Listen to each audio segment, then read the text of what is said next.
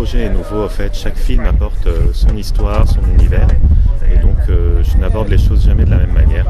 En plus, en cinéma du monde, je dirais qu'il y a une richesse de couleurs qu'on peut exploiter, qui fait que chaque film peut vraiment apporter de nouvelles idées et une nouvelle manière d'aborder les choses. Alors, la rencontre avec Sofia Quiros, la réalisatrice, s'est faite dans le cadre du Next Step.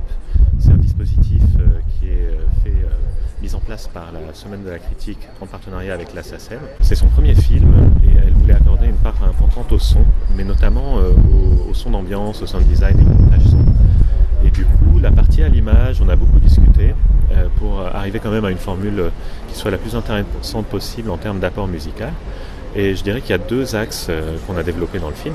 Un premier qui est à l'image, qui est une musique très intégrée au son d'ambiance, au montage son, où j'ai enregistré des instruments réels, mais je les ai, si je puis dire, injectés dans la matière sonore globale du film.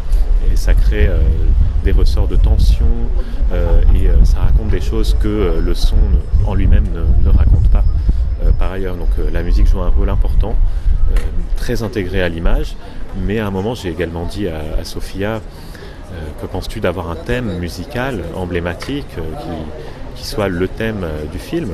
Et à ce moment-là, elle s'est montrée très enthousiaste. Et donc le deuxième volet de ce travail sur ce film, ça a été un thème musical final qui vient, qui a la même trame harmonique que ce qui est dans le film. La jeune adolescente, elle est dans un contexte familial difficile et elle aspire à un ailleurs. Et cet ailleurs est incarné dans le film et représenté dans le film par une fascination qu'elle a pour l'Orient. Et donc, on a trouvé intéressant de pouvoir explorer cette partie musicalement, évoquer cette aspiration du personnage à travers l'Orient. Du coup, j'ai proposé une instrumentation que je dirais orientale avec des instruments arabes. J'ai utilisé la flûte naï, le derbouka.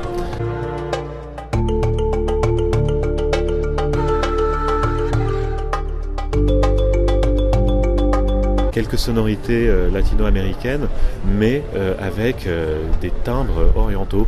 Je préfère, moi, ne pas faire de musique décor, donc d'arriver à une proposition qui soit de l'ordre du pays du cinéma, si je puis dire, plus que d'un pays spécifique. Donc ce sont des timbres, des couleurs, mais qui ne sont pas nécessairement utilisées de la manière à laquelle on s'attendrait.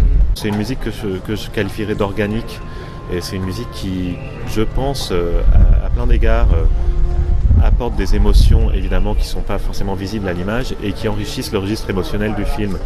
Et en revanche, effectivement, elle surgit par moments de manière un peu transitionnelle d'un univers à l'autre du film. Le film est très onirique. La musique n'est pas onirique pour ne pas faire de redite à l'image, mais elle apporte une tension, des volutes qui traversent et qui, de cette manière, permettent une expérience narrative complète.